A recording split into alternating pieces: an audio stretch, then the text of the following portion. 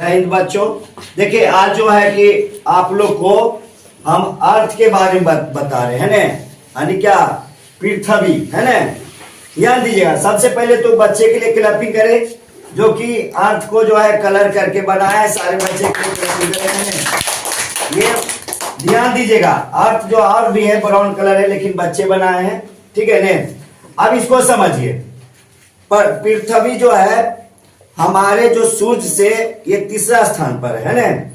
First पर कौन था? मरकरी, सेकेंड में वीनस और थर्ड पोजीशन में कौन है? अर्थ है ना। यानी इसको हम लोग पृथ्वी बोलते हैं, ठीक है ना। ध्यान दीजिएगा, अब पृथ्वी जो है कि सौरमंडल का एक अनोखा ग्रह है जो जिस पर कि जीवन पाया जाता है ना, जिस पर कि जीव जंतु सारा चीज पाया जाता है, सब समझे ने। अब यहाँ देखिए, इसके बारे में बता देते हैं। ये देखिए, इसका जो होता है ये उत्तरी ध्रुव, ये क्या हो गया? ऊपर में उत्तरी ध्रुव हो गया, नीचे दक्षिणी ध्रुव हो गया, ठीक है। इसमें दो ध्रुव होते हैं। अब यहाँ ये फर्स्ट में क्या आपको देखिए, इधर पृथ्वी सौरमंडल का अनोखा ग्रह है ना। पृथ्वी क्या है? सौरमंडल का अनोखा ग्रह है जिस पर जीवन पाया जाता है ना। जिस पर क्या है? जीवन पाया जाता है। समझ रहे हैं ना आप लोग? चलिए आगे देखिए, इस पर जीवन पाया जाता है क्योंकि देखिए पृथ्वी ही एक ऐसा ग्रह है जिस पर की वायुमंडल है ना। वायुमंडल का मोटी परत है और वायुमंडल पे क्या है? गैसों का एक मिश्रण है जिस पर कार्बन डाइऑक्साइड, ऑक्सीजन, नाइट्रोजन जो है मुख्य रूप से पाया जाता है और ये जीवन के लिए पर्याप्त है, ठीक है ना। आगे देखिए, इसमें क्या है? सेकेंड में देखिए, इधर पृथ्वी का 29% भाग भूमि है ना। यानी 100% में 29% अर्थ का जो है क्या है? भूमि है, यानी स्थल भाग है, लैंड जिसको बोलते हैं, ठीक है ना। कितना परसेंट है? 29% है ना, याद रखिएगा इसको, है ना।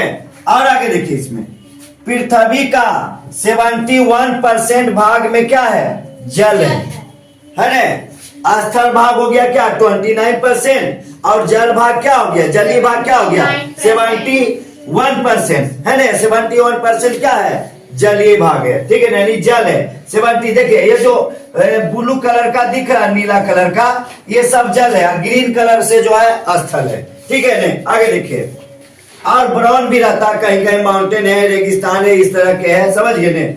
लेकिन यहाँ ध्यान दीजिए, अब ये फोर्थ नंबर में क्या है? पृथ्वी का भूमध्य रेखा व्यास है ना। यानी कि इसका भूमध्य रेखीय व्यास जो होता है ये क्या है? 12,756 किलोमीटर है।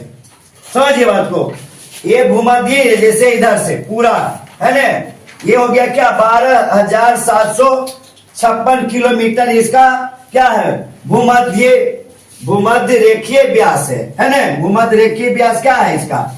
12 से 12,700 क्या 56 से किलोमीटर है, ठीक है ना। और ऊपर से नीचे ध्रुवीय व्यास होता है इसका, है ना।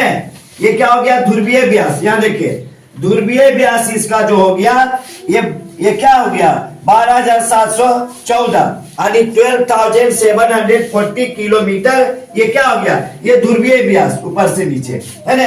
अब मध्य वाला क्या हो गया? ये हो गया 12,756, ये मध्य है ना, भूमध्य हो गया। और ध्रुवीय इधर से हो जाता, ठीक है ना। जैसे ये क्या हो गया? भूमध्य हो गया ध्रुवीय, ठीक है ना। जब हम लोग ऐसे भी नक्शा बनाते थे, क्या होता है? इस तरह से साइन देते हैं, उत्तरी ध्रुव होता है और दक्षिणी ध्रुव हो गया, इधर हो गया पश्चिम, इधर हो गया पूरब। समझिए ना बात को। चलिए इधर देखिए, अब यहाँ देखिए, इसमें पृथ्वी अपने अक्ष पर लगभग 24 घंटे में एक चक्कर लगा लेती है ना। पृथ्वी माने अपने अक्ष है ना, अपना अक्ष एक होता है, उस पर क्या है? लगभग 24 घंटे में एक चक्कर लगा लेती है। 24 घंटा में कुछ कम ही रहता है, लेकिन दर्शाया गया क्या कि 24 घंटा 23 घंटा 56 मिनट कुछ सेकंड इस तरह से है। लेकिन लगभग 24 घंटे में जो है अपने अक्ष पर है ना, अपने ही धुरी पर क्या करते हैं? एक चक्कर लगा लेती है। कौन? पृथ्वी। जिसके कारण दिन रात होते हैं, जिसके कारण क्या होता है? दिन रात, यानी डे एंड नाइट में परिवर्तन होता है। अब आइए यहाँ देखिए, ये कह रहा क्या चीज कि पृथ्वी का एकमात्र उपग्रह चंद्रमा है ना। इसके पहले जो 2 ग्रह के नाम बताए थे, क्या बताए थे, मरकरी और वीनस के बारे में, जिसका कोई भी सैटेलाइट यानी कोई भी उपग्रह नहीं है ना। लेकिन ये क्या है, ये जो है चंद्रमा एक उपग्रह है जिसका जो क्या है पृथ्वी का है ना। चंद्रमा को जीवाश्म ग्रह भी कहा जाता है, समझे बात को। चंद्रमा को क्या जीवाश्म ग्रह भी कहा जाता है। और पृथ्वी का जो है एकमात्र उपग्रह कौन है, चंद्रमा है। समझिए बात सारे बच्चे। Yes sir. चलिए आगे देखिए इसमें।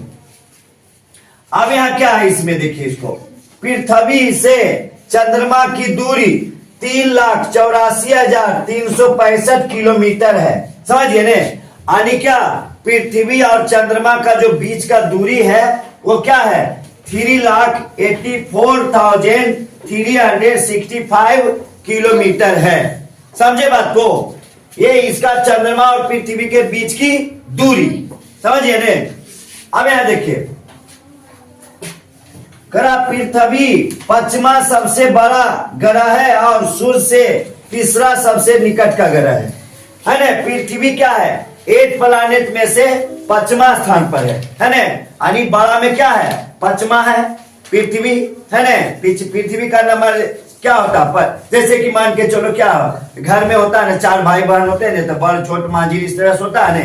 तो पृथ्वी क्या है, 8 ग्रह में से 5वां स्थान पर है, बड़ा में है ना। बड़ा में क्या 5वां स्थान पर है और सूर्य से दूरी के अनुसार तीसरा स्थान पर है। सबसे पहले क्या है, मरकरी, और मरकरी के बाद हो गया वीनस, और वीनस के बाद क्या हो गया, ये अर्थ हो गया, पृथ्वी है ना। अब इसको आगे देखिए क्या है, पृथ्वी की है ना क्या, पृथ्वी की अनुमानित आयु है ना। पृथ्वी की अनुमानित आयु लगभग 46 करोड़ वर्ष है ना। जैसे किसी का आयु होता है ना, आदमी का होता है, हर चीज का आयु होता है, ठीक है ना। उसी तरह से पृथ्वी का भी आयु है। पृथ्वी की आयु क्या है, 46 करोड़ वर्ष है लगभग, है ना। लगभग दिया तो समझिए कि उसमें थोड़ा बहुत कम या ज्यादा रहेगा, ज्यादा का नहीं डिफरेंस रहता, इसलिए लगभग दिया जाता है। आगे क्या है, यह शुक्र और मंगल ग्रह के बीच में स्थित है ना। पृथ्वी जो है शुक्र ग्रह और मंगल ग्रह के बीच में स्थित है ना। अर्थ क्या है, अर्थ है ना बिटवीन में, अगर बीच में बोला जाएगा यानी 2 के बीच में बिटवीन बोला जाता है।